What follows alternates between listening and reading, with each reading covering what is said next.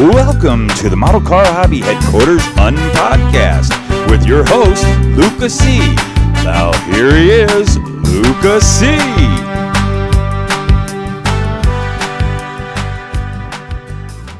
Well, hello, my fellow car modelers. How you doing today? We got another guest, someone different. It's not Aaron, and we got Darrin Cook here, the grumpy old scale modeler. I tell you, it's a cool little group you started there, and they do everything. They do all kinds of modelings, not just cars, but Darrin's been doing some really cool stuff with putting some videos out of how to do some cool details stuff on some stock car models of Silvino JR kits. Well, him and I have been talking a lot over time, and I just said, hey, why don't you come on? So, hey, he's on. Yeah. How you doing? Here, I'm doing good. Thanks for having me into your little Unpodcast. I appreciate it. It's good to be here. I'm having fun with this, so I just want to talk to all my friends. That's really what it is. Well, it's a good forum to do that, and and to talk models, any type of models. I just like talking styrene. Period. Yeah, we like it. We're addicted. Yeah. Well, how long have you been building, and what motivates you?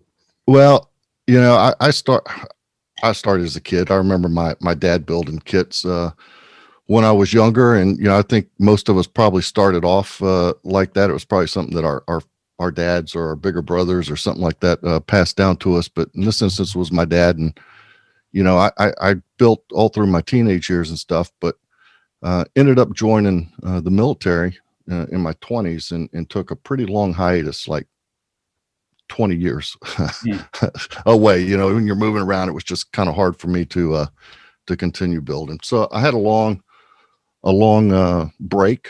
I started building again later in my military career, which ended in 2007 is when I actually retired at 22 years.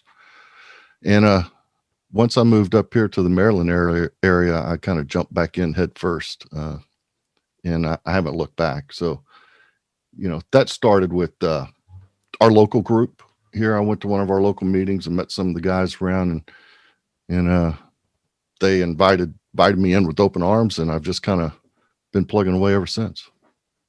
This whole grumpy old scale modelers, if any of you don't know about it, I suggest you join. It is a really neat group.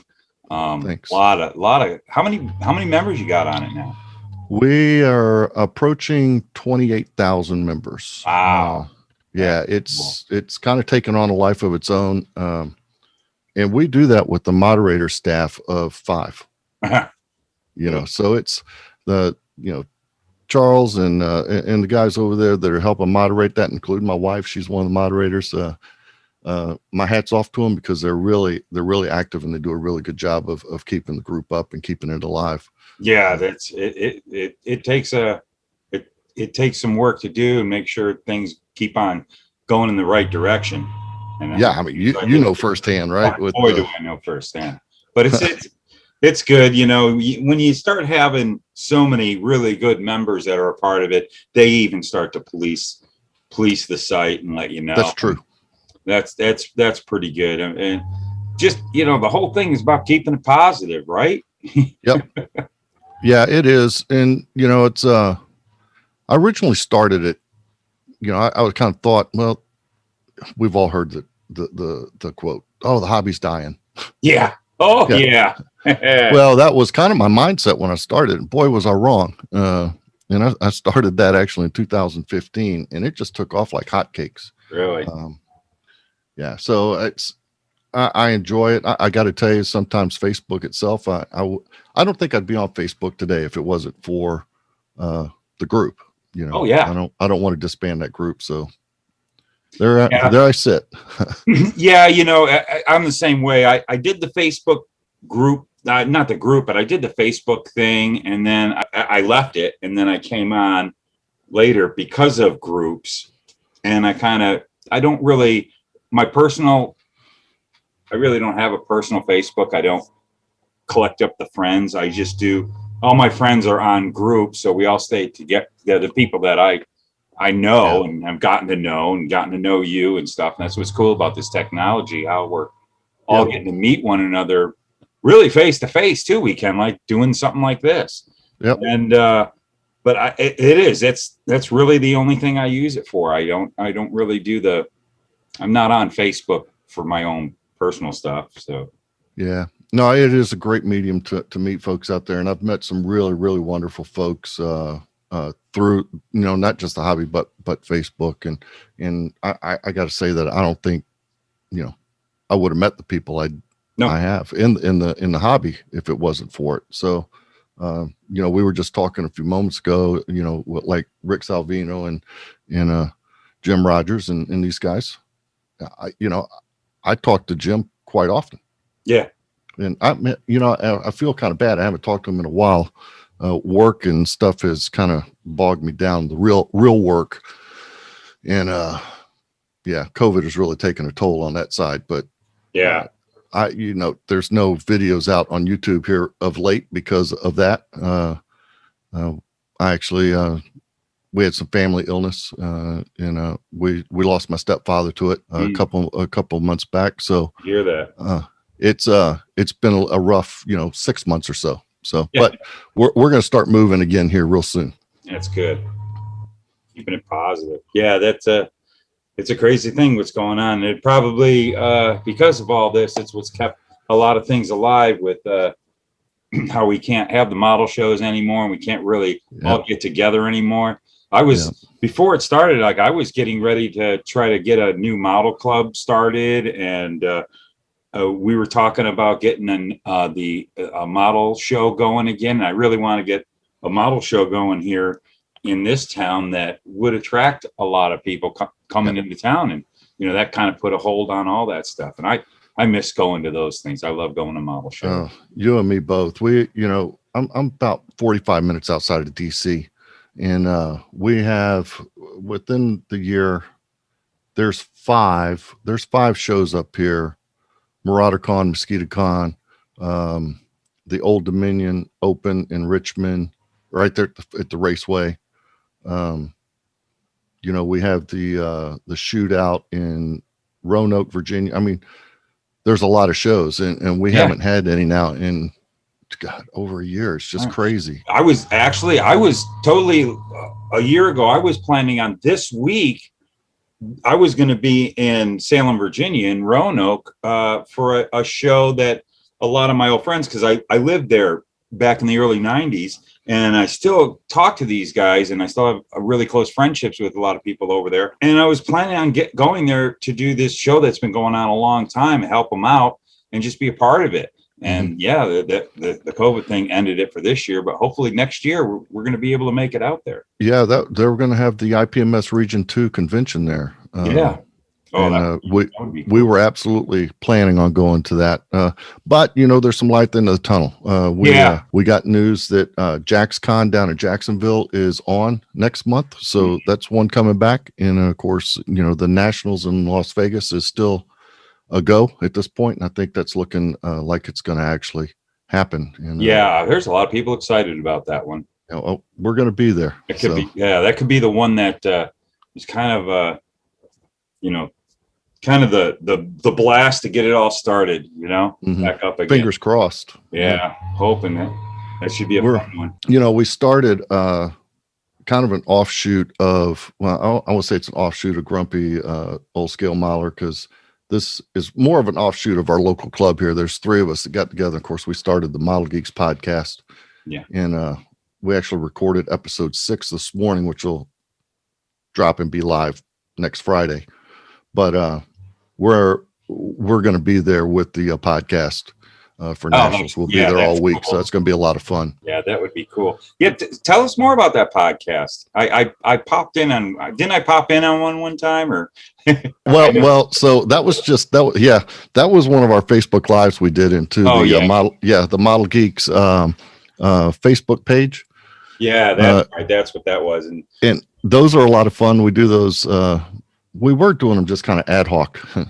Yeah. Usually we'd had a couple of beers and we're like, say, hey, what are you doing? We're texting back and forth, and just kind of hanging out and, working on whatever. And let's do a Facebook Live. Let's go in there and say hello to everybody. So, and that'll turn into like a 3-hour Facebook Live and just sitting there talking models and talking with folks. There was one Friday night you were just doing it, and it was like Yeah. You were like, when I dropped in, you were there for a while, and everybody, there was tons of guys chiming in. That was fun. Yeah, they're a lot of fun, and that's one of the reasons why we started the podcast itself. The podcast proper is the interaction with all the other modelers.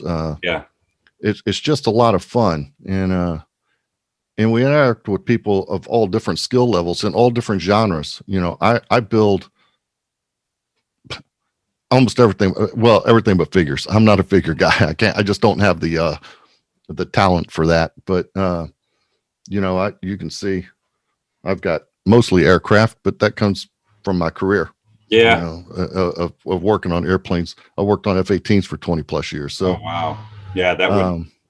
With everybody, I have a friend here in Phoenix that he was on an Abrams tank, and he it's neat talking to him too, how much he knows about it.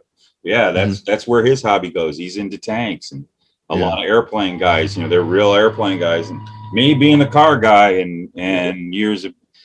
I like airplanes. I like miniatures. It used to be there was such a, the tank guy stayed here, the plane guy stayed here, the car guy stayed here, and there was no intermingling. And it's like models are models. I love miniatures. I just happen to be a car guy, and I stuck with the car stuff because I only have so much room and time. But I appreciate everything. Yeah, I'm a car guy as well. Not just in miniature, but in real life. I mean, I've loved cars all my life. You're just a motorhead, is what you are. I got a 75 Stingray out in the garage. It's nice. It's my baby, and she's getting a new heart this spring. We've already got the motor built up, but we're gonna go ahead and swap everything out this spring. And so I did a little jaunt and worked around race cars as I was part-time while I was in the military. So I like cars, and I love racing. Yeah, I could tell by the way you were building that.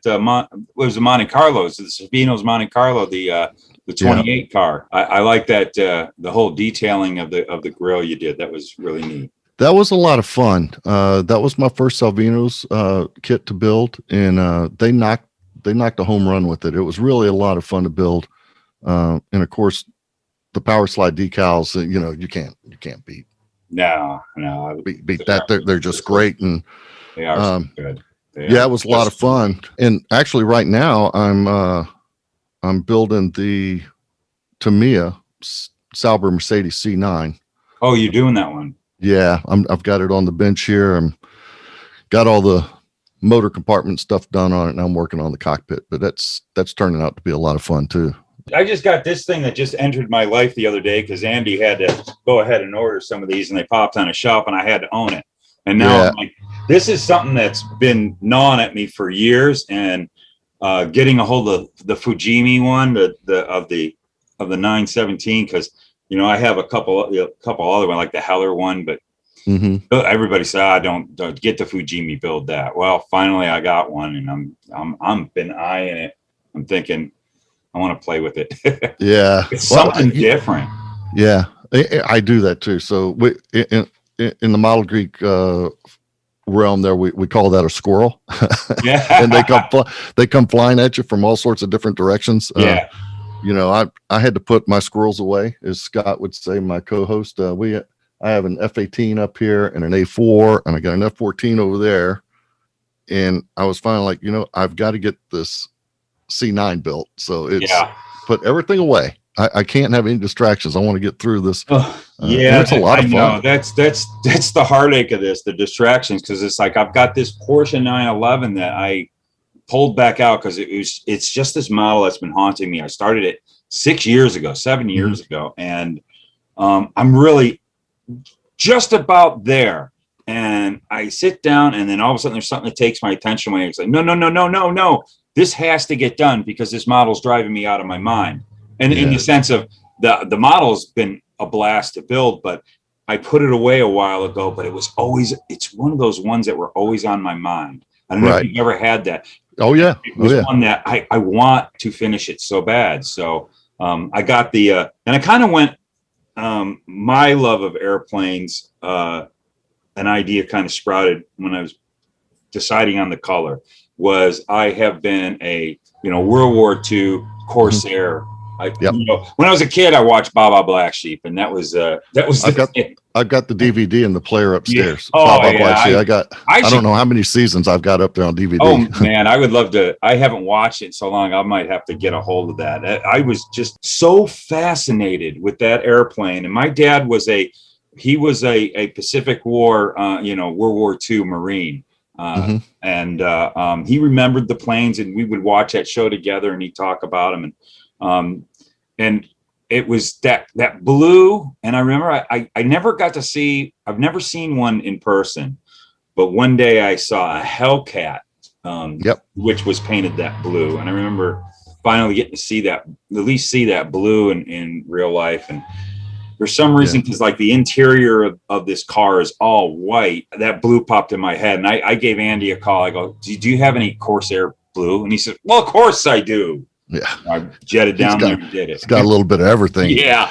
So I shot that thing, and I got a base coat, even though it's a flat, I'm going to clear that thing. And it's just, that blue has just always been something I've loved. I've actually made it to Andy's shop there a couple times. I used to do some work down in Tucson with Raytheon, and I would always take a day's leave on the end of my trip, and I would drive up to Phoenix there and stop in and say hello and do a little shopping. I remember him telling me about, that's how I found out about you, was through him.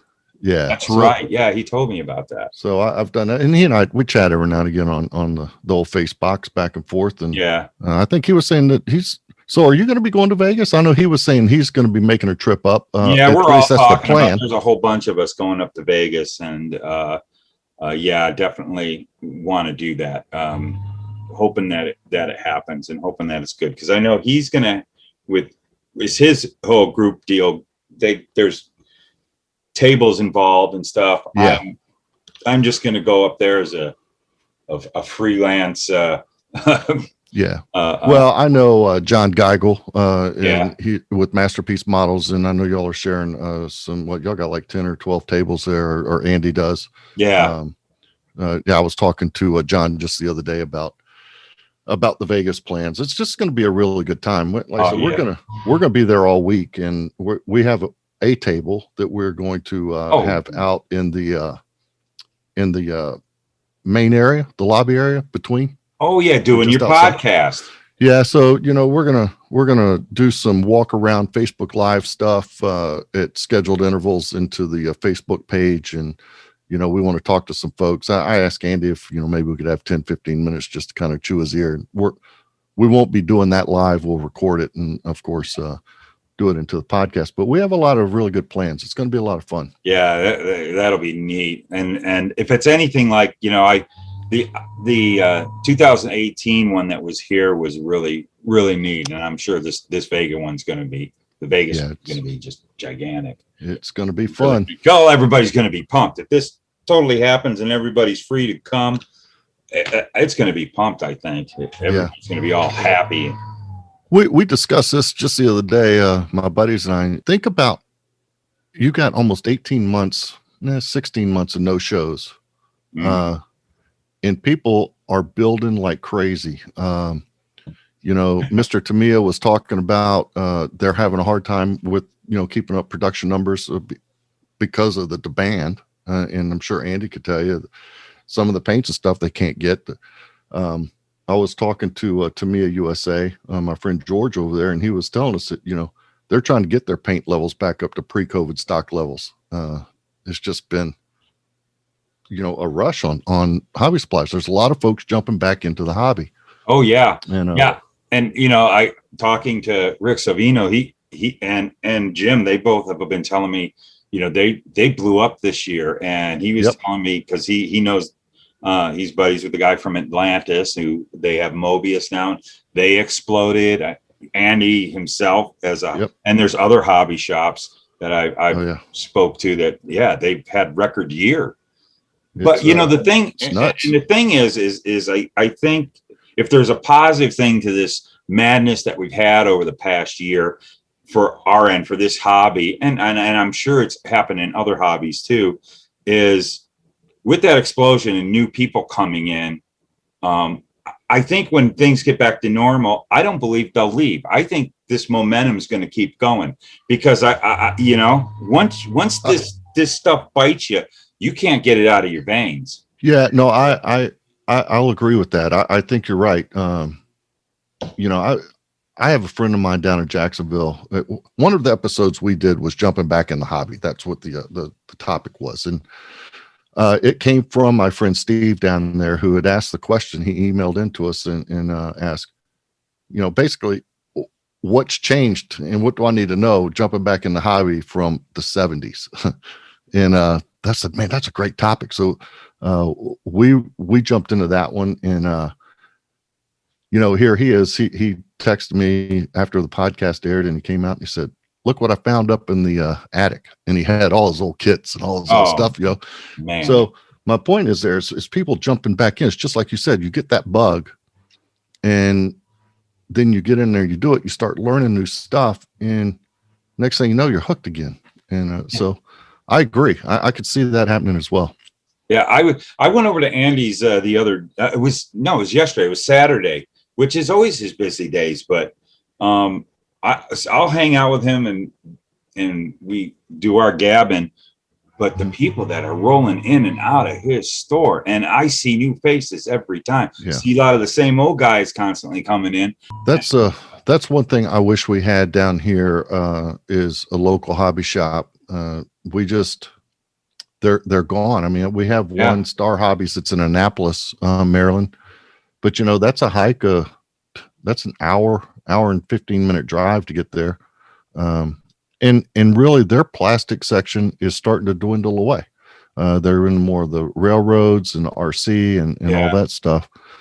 So it's really a shame. We had one here, Doug's Hobbies, and it went away right after I moved here in 2008. And that's my local club here. That's what spawned my local club. Kind of like, do y'all have your club out of Andy's? Every once in a while we've piddled around with it. We haven't really but that's something we're talking about. Andy built his new store and he has a space for like club meetings. So yeah, it'll happen. Yeah. See, that's another thing. Our local club, we meet every Thursday on Zoom. Now, pre-COVID, we only did one Thursday a month, and we had a big meeting place we would go to, and then afterwards we either go to get a burger at Red Robin, a couple beers afterwards, or the local little tap house. But our membership in our local group has exploded since COVID, and every time I not gonna lie, I can't get on every one of them every Thursday. Work has just been too hectic, but each time I do, there's one or two new faces. So that's nice. It's really cool. It goes back to that, it's exploding. So the hobby is far from dying. Oh yeah. Yeah, it is. And I wouldn't be surprised if you start seeing new hobby shops branch up, because I think that whoever gets into that business now, it's got to be done a little different. Andy really figured it out, and there's a lot of hobby shops that figured it out. And I think like the ones you talk about where they just specialize in trains, I think they have to do that. I think the day of the hobby shop that has everything in there, there's crafts, there's trains, there's gaming, and there's models. It seems like the stores that are surviving, that's just stuck with one thing, and they keep it at a manageable level where maybe just one guy works there, like what Andy does. Well, in order to do that, though, you have to have a targeted demographic, and and that's the plastic model builders. Now, being where we're at here with the naval aviation, I think that a hobby shop would probably grow legs and stand on its own. Mm-hmm. As a matter of fact, we drive around. I tell the wife all the time, "Oh, that'd make a great hobby shop location. That'd make a great hobby shop location." Oh, we all think like that. I tell you, I would probably be trying to figure out a way to open a hobby shop if Andy's wasn't here. That has been the thing that and he's been here for 16 or so years. It took it right out of my mind. You got to also, he's moved with the times and also dealing with internet. And he'll tell you, I mean, the greatest thing he ever did was starting his YouTube channel. Oh, yeah. That really did it. And his YouTube channel exploded. Yeah, definitely. It took off. And that it was all about getting his business going, and it helped. And boy, you haven't been here in a while, so you haven't seen how his store is now. Just y'all's little tours that y'all walk through with your camera. I've watched those. My tour.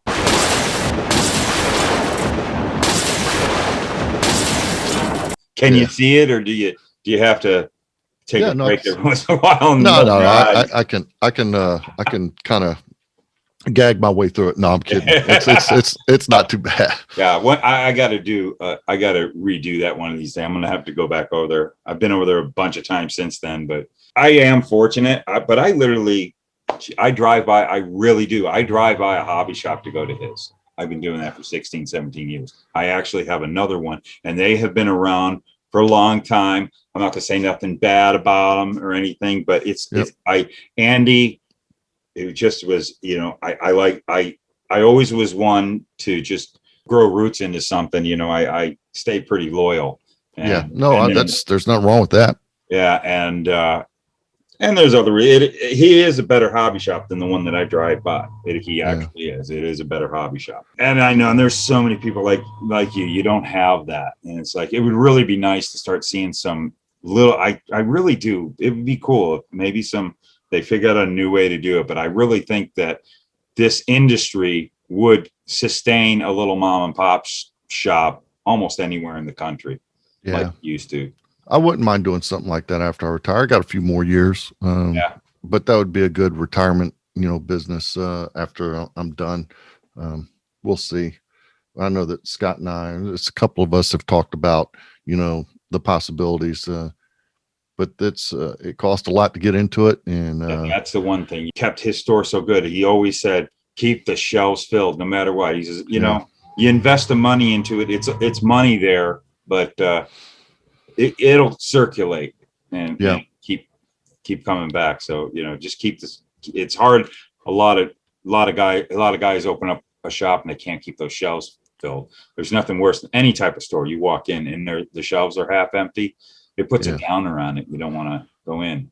Well, I tell you, I typically do a lot of traveling with my job. Of course, the last year is not. I came back actually from South Korea a year ago, last month, and right into the heart of COVID stuff.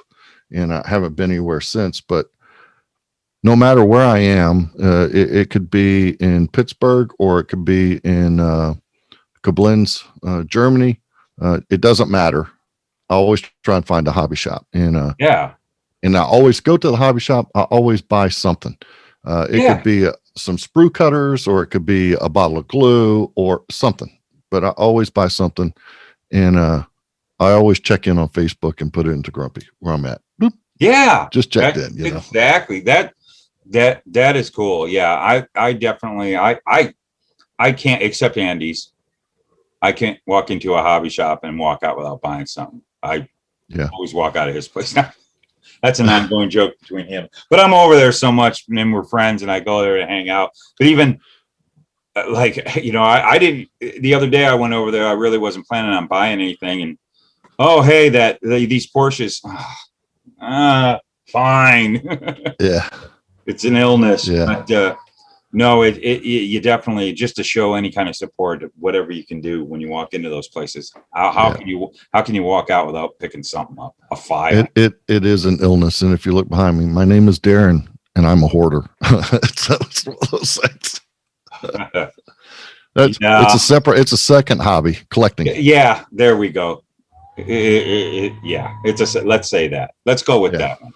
Okay. Yeah. The box art is just so neat looking. I just can look at it and you see this here, but what you don't see is going over there and then across that wall, and that's where my bench is, and then all the way up to about right here. Yeah. No. Wall. This is really about it. These two, 1, 2, 3, 4 shelves here. That's about it. You got, but see that what's great about you guys with your kits are all that I wish model car kits were flat like that. Yeah. I think Yeah. it wouldn't take up as much room. I've got all those up here. So yeah, do your model car, like your Silvino kits, I see they spread out because they got that, that model car box. But yeah. I got 6 of them sitting right there. I need to I'm jonesing to do another race car. We were talking about this the other day as well, and I was making the comparison to race cars and jets. And I think it's one of the reasons why I like doing like this Porsche. I mean, this Mercedes, or any race car for that fact, is I can detail the living hell out of them and weather them up and dirty them up, and they look cool. And that's one of the things that draws me to jets as well, or aircraft in particular, period, is being able to detail them up and do things. And I think that's one of the many things that kind of pulls me towards race cars. Yeah, I like that after the race look. That is my plan with this one. I want to make it all filthy dirty after the way it looks afterwards. I love that. And these things, when you were up close to them, they weren't as pretty. You said you got race car experience. You get up close to these things, they're tools. They're a hammer. And they're sometimes not as nice as you think they might be. They're pretty when they come off of the hauler. Yeah. And then they start getting dirty after that, and it's just beat the hell up all the rest of the weekend. Yeah, absolutely, and I just love that. So I don't know if you can remember, there was a larger scale 917K at the IPMS show back in 2018, and I was all over that thing. That was one that really made me want to get a hold of one of those models and build one. And this person, I don't know who the builder was. I just recently took the clip from my video and put it on my Facebook page. I started for Porsche builders. I just kind of started one real quick because I'm fiending right now on Porsches. Mm-hmm. But and this model was so fascinating and so realistic looking. This person, it was like kind of looked like it was clean. It was a Golf livery. Yeah, but it had dirtiness about it, like even if it was before the race started, it had that, where they just made it so it's all purpose. Everything was for purpose. And they had like underneath the rear bonnet there, all this fiberglass work here was very raw, and this person captured the look, and that fascinates me, the not so pretty stuff. Yeah, that's one of the things I'm really liking about this Mercedes build, is the engine compartment of that. Well, first of all, it's a silver car, and everything's aluminum underneath. This was back in the late 80s, so there wasn't as much carbon fiber around at that point. It was all aluminum, so you can get in there and get that really industrial look. Yeah, maybe that's the best way to say it. Industrial look underneath the hood, or engine compartment. It's a lot of fun, and something I've noticed while building this kit is that the opportunity to just super detail the hell out of it is there. So I'm already got one of these that I'm going to buy. I'm going to buy a second one. I'm going to they sell the photo etched detail up set for it. I can't remember what company's making it. I have it. Oh yeah, but I know who you're talking about. Yeah, and I want to plumb it and do all that stuff. I think it would just look incredible done up that way. And then I love the aluminum work, like what you did in that one video with that Monte Carlo. And everybody out there, I'm gonna have a link to it, and probably I'll put up a picture here of the thumbnail. What is your YouTube channel? It's the Grumpy Old Scale Modeler. Okay. Yep. All right. You got to check that out, because he really does some fascinating work. And that's a lot of your aircraft modeling, because it's the whole sheet metal rivet and everything. Yeah. It's look fantastic. Thanks. We talk about that quite often, about how you can, we pick things up from different genres and we carry it over to other areas. And, I got a lot of stuff over here that I use to plumb aircraft engines with, and I said, man, that piece of tubing would work great in a race car, and Mm. so you could pull that over. It's a weathering techniques that we can bring over, and we bring armor techniques into aircraft building, and and in this instance, I brought out some of the aircraft stuff and put it into the Monte Carlo, and it worked out really well. So I enjoy doing stuff like that. Well, that's the thing. It's the whole crossover. There used, again, back to, I remember years ago, there was this wall between us all who built different genres.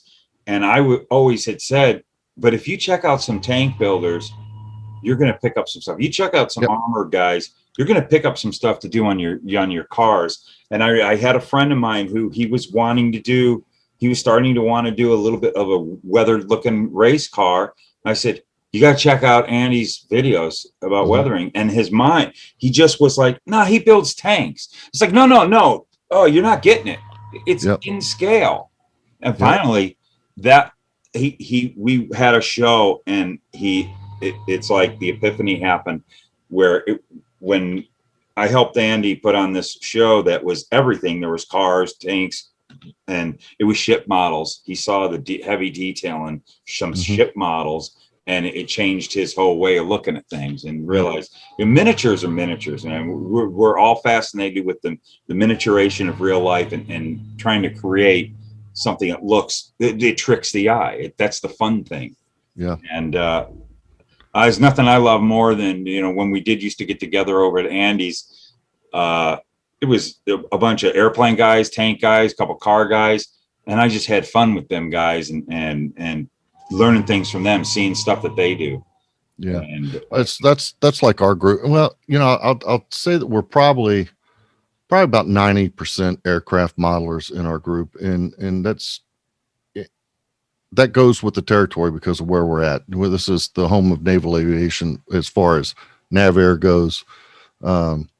So everybody's either an engineer or, doing something to support, the naval aviation enterprise here, or the NavAir enterprise. So it's just kind of that territory. But we have armor guys, and we have sci-fi guys, and, you might have one of our aircraft guys pick up a Bandai kit I've got a Bandai kit right over here that I'm working on. So I guess it's just what they're feeling that day. Yeah, exactly. I know I'm a Star Wars nut. That's actually what I started out my model building. I didn't really build a lot as a kid, but when I did, it was Star Wars. And when I was of that perfect age when that movie came out in '77, I was 11 years old, and it was the models. And when they came out with the kits, MPC came out with the kits back then, I had to have them, and I was like taking sprue, and don't tell my mom, please. I was lighting it and having the smoke and holding the engine port over there to get it all sooty, and I was trying to figure out ways to make it look all beat and used, not like a nice little toy. And that was, I did that for on and off when I was a kid, and I actually got into model building. Like, I was out of high school, and I was into cars, and I was actually looking for a model of a car. I had a '69 Cutlass S, and it was before MPC ever put that kit out. And I was trying to find a model of it, and I found the monogram GTO, a '69 GTO. It looked quite close to my car, and then it went from there, and that's when it really went nuts. Yeah, and took over. Man, it took over. Well, I've built cars, like I said, I built them all, since I was a kid, and I have a couple of the old monogram kits up here, and I broke out the number 12 Miller car. Well, it was the Dick Trickle boxing. And if you remember, it had the driver in the toolbox and all the pit equipment and all that. The gold Miller car, the late 80s. Yeah, I've got it sitting over there. That was a really fun. That was my jump back into the car building. Yeah. And so I built that one, and then I built the new Salvino's car.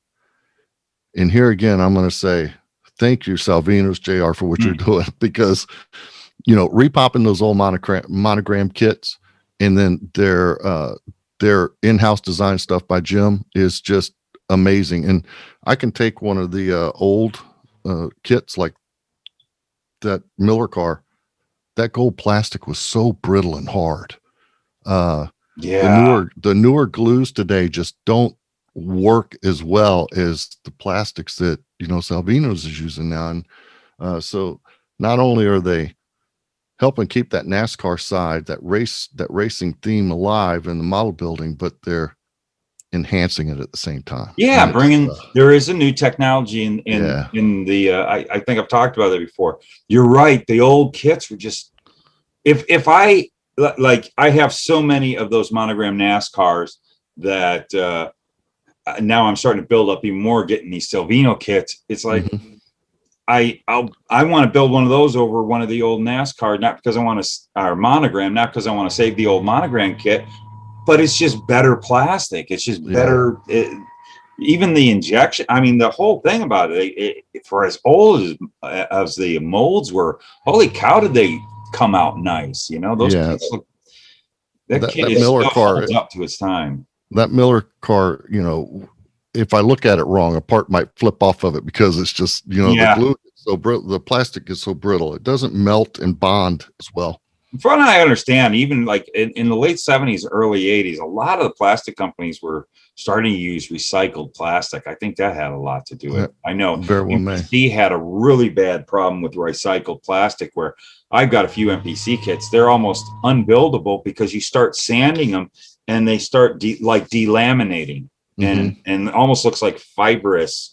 It's weird. You'll sand it and it'll be like a layer will delaminate, and then there's underneath. It's really strange. So it's like I just wonder if a lot of that had to do with it. Yeah, it could very well be. I thought maybe it was the gold plastic, but I'm sorry, I'm looking over at it right now. It's I just love the way the car looks after it's done. It's that's a good looking car. That is those Miller cars. I remember seeing that car in person, getting up close to it, and that paint was really with the metal flake and everything.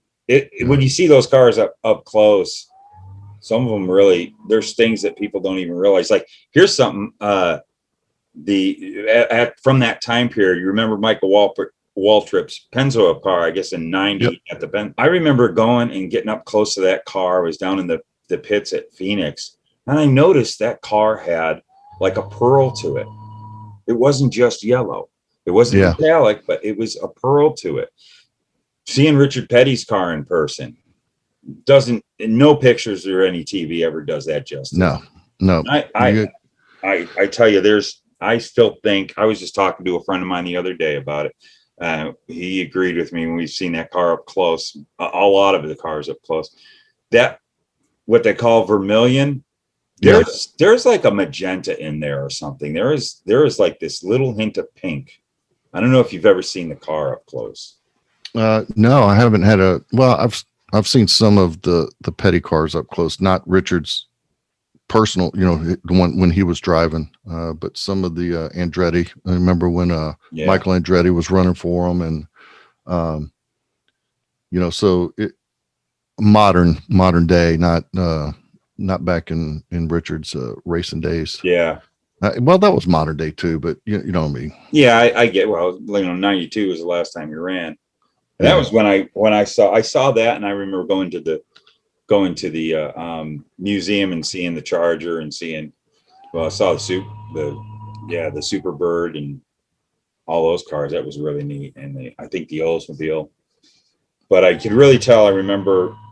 I think it was at Martinsville. I got to be down in the garage there's no garage area. It was down on the pit road and walked up to Richard's car, and oh my goodness, it really, and that blue is just striking too. It is.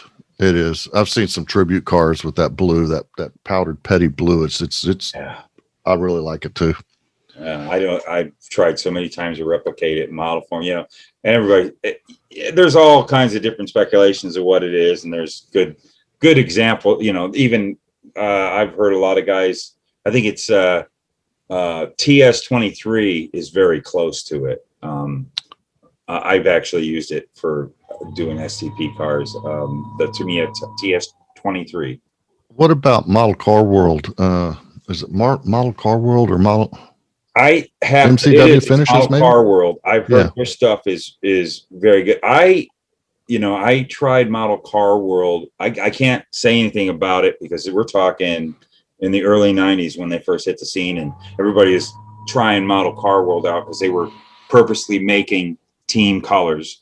And I got some petty blue from them, and it just seemed to be too dark. I tried to, I needed some petty blue to fix a part on one of the Pontiacs I did that I painted it. I painted it in actually Chrysler Corporation blue. I think I got from the paint store, which supposedly that's it also. I don't know.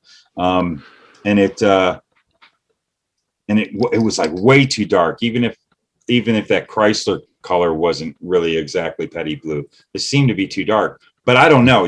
That was a different. They were just starting out. I can't knock them for it, but I haven't ever tried them since then. I used them on the Miller car. I used the gold and the white on that car and the red, and it worked out really, really well. It's really good paint. It's very hard. It's an enamel though, right? Yeah. Yeah, and that's another thing. I'm kind of an enamel hater.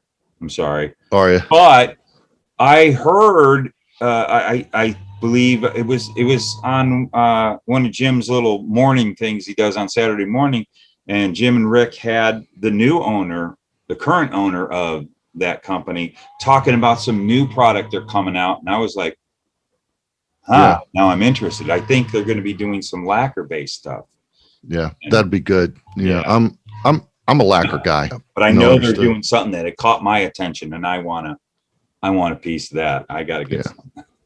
Yeah, I'm a lacquer fan as well, and man, I'm anxiously awaiting Tamiya's lacquer line to start coming out. So that's I've got a couple of them here, and that's just some really great paint. Did you get a hold of some?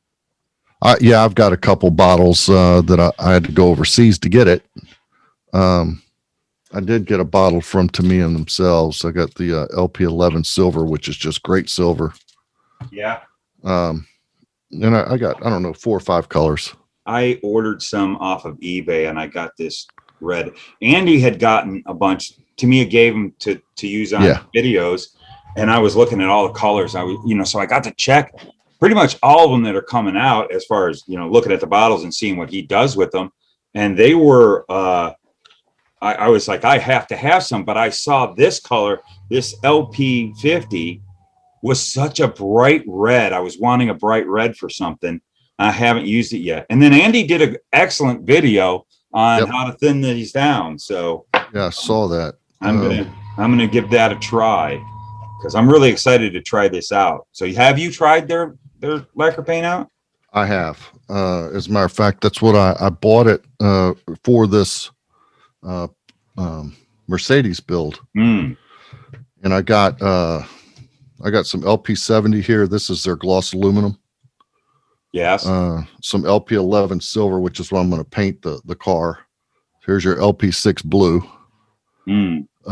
which I got in LP8 yellow.